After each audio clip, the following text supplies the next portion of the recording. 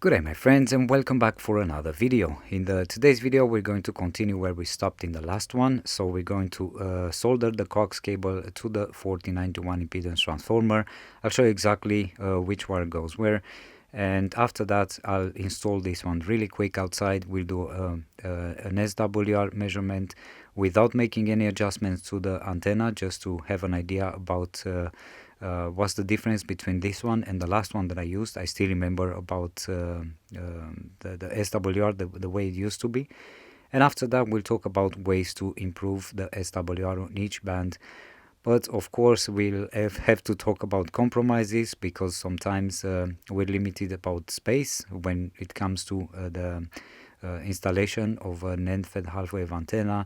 And I think this is one of the issues that is most common for all of us. It's about the height of the antenna, because that's the most important factor, I think. So let's not waste any time and carry on with the video and finish with this antenna, because I'm excited and I cannot wait to get back on air.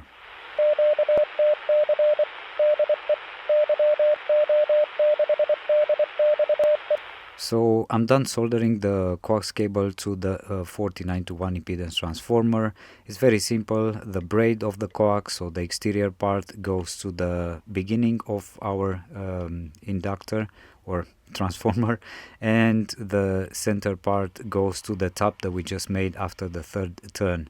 Optionally, and I forgot about that, so probably I'm going to do that now, I'm going to drill one more hole over here and make one more connection. I'll put something similar to this one over here, another piece of wire that goes over here, soldered to the braid of the coax, that I will use as a ground, so I can ground the impedance transformer, or optionally I can use a counterpoise for the antenna. So I've added this option as well, to use a counterpoise or a ground connection if I ever change my mind, so I don't have to work on this transformer again. That's it. I'm going out and I'm going to install it. So I installed the impedance transformer in its place, and this time I also installed the 2 meters counterpoise. 2 meters because I'm using the 40-10 end-fed half-wave antenna, and I connected the antenna and we're good to go. Let's check the SWR. Obviously, I'm not going to continue without saying thank you to my friends at PCBWay, a great choice if you need any PCB prototyping services, PCB assembly, SMD stencils, CNC, 3D printing, and a lot more available for you. If you don't have an account for PCBWay, have a look down in the video description. You'll find the link where you can register for your new account, and you'll get a discount on your first order. Don't forget about all the projects that I'm designing and I'm presenting here on the YouTube channel. You can either order the simple PCB board and you can fill it up with your own components, or you can order the already assembled version. As I'm always saying, PCBWay is the way. So I calibrated my nano VNA before I connected it to the antenna, and I have to say that I haven't touched the antenna. It has the same length as it used to have with the older 49:1 impedance transformer. The only difference right now is that I have the 2 meters counterpoise installed on the new impedance transformer, which I didn't have on the older one. So let's measure. I have written down on the paper the readings that I used to have in the center of each band with the older impedance transformer. So here is not written the best SWR, at least not for 15 and 10, but for these two, this one was fine. So right now on the 40 meters band, I believe the lowest resonant point, well actually the lowest SWR, sorry, it's somewhere towards the beginning of the band, and it's 1.5 to 1. Impedance is 39 ohms. It used to be 1.18 to 1, and it was right in the middle on 7.1 megahertz. Let's go to 14 megahertz. Stop. 14.35, the 20 meters band.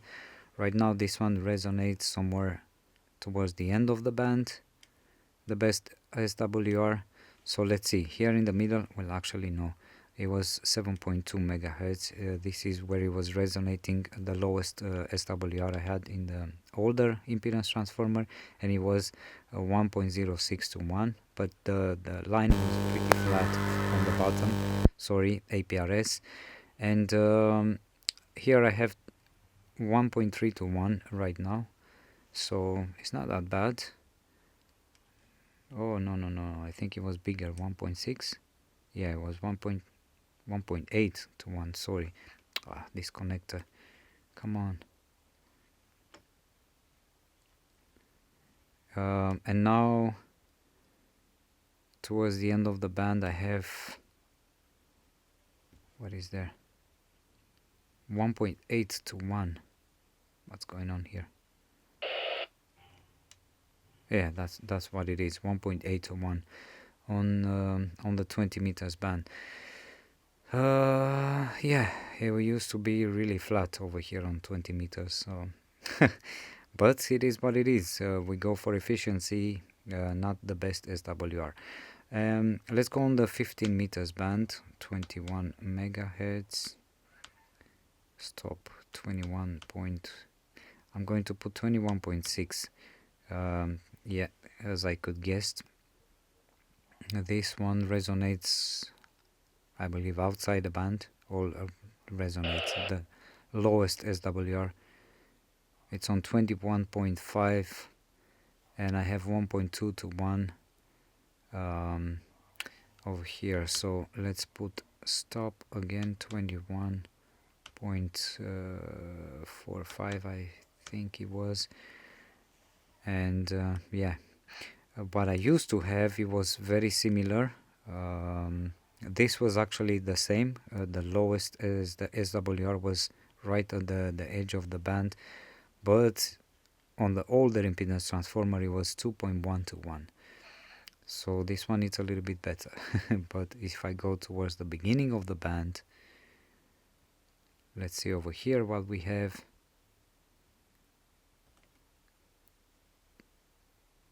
Two to 1.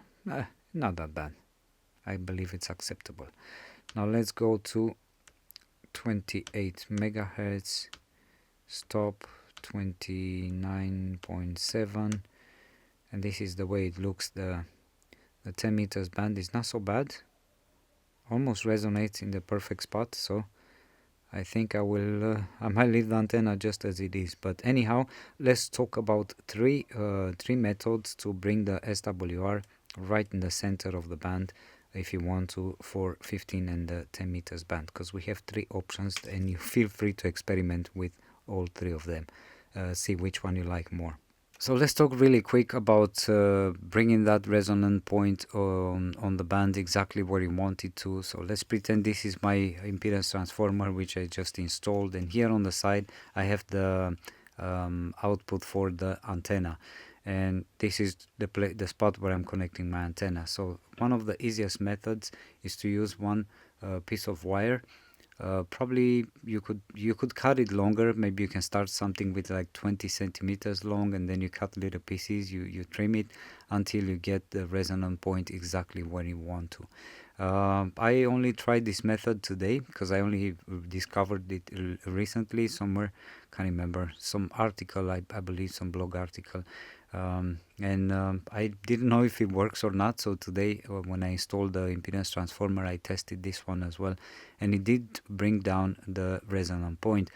Unfortunately, at least in my experience today, it didn't only bring the resonant point of the antenna down on the 15 and the 10 meters band. It also affected the 20 meters band and also the 40 meters band. So let's say maybe you can tune your antenna somewhere around 7.2 megahertz, and by the time with this piece of wire installed, it should probably resonate somewhere around 7.1, 7.06 megahertz. And yeah, experiment and see if you like it. But I think this is one of the easiest methods. The second one, the one that gave me headaches a year or two ago, I was experimenting with the compensation coils. So you wind, I think in my case back then I used 7 turns or something like that. You wind a couple of turns to make sure that you have some inductance over here, and you install this one. If you're building the 80 to 10 meters end-fed half-wave antenna, the one that it's long enough, like 39 meters long, I believe, on 80 meters, you will install this compensation coil 2 meters away from the impedance transformer. If you're using the 40 to 10 version of the end-fed half-wave antenna, you will install this one to 1.75 meters away from the impedance transformer.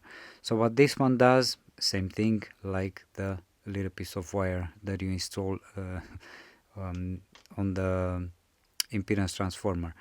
You might have to play around with the number of turns until you get the antenna to resonate exactly where you want it to. But from the experience that I had with this one, it didn't affect my 80 meters band back then, only the 40, 20, 15 and the 10 meters band. The only annoying part is that sometimes you might have to take the antenna down and experiment with the number of turns, maybe put an extra turn, take 2 down or something like that. So you can fix this side that goes to the impedance transformer for good, and then temporarily you leave one end. Maybe you can secure it with like a zip tie or some tape until you get the right number of turns. And yeah, this is the second method, and I tried both of them. I'm pretty happy, but to be honest, even though it's more hassle with the inductor version, I think this one gave me the better results than the one with a piece of wire. I believe this could be like a gimmick capacitor, I'm not sure, but I think that's what it is installed over there. And the third method, let's say this is my entire length of the antenna wire. What you can do is to fold it, cut it right over here in the middle, and let's pretend that I have 2 middles. Sorry for this. So this is the middle that I just cut, and over here I will place a capacitor. Most of the time it's something around 500 picofarads. Just make sure it's rated high, for like 3 kilovolts or something like that. But yeah, you can place that one over there, and of course you can play around with the value for the same reason, to see exactly what's the best value for bringing the resonant point of the antenna on a particular band exactly what you want it to. But you also have to double check for the rest of the bands. So I hope it makes sense, but this is the method that I haven't tried and I haven't used right now, but I've seen it used in many of the commercial end-fed half-wave antennas.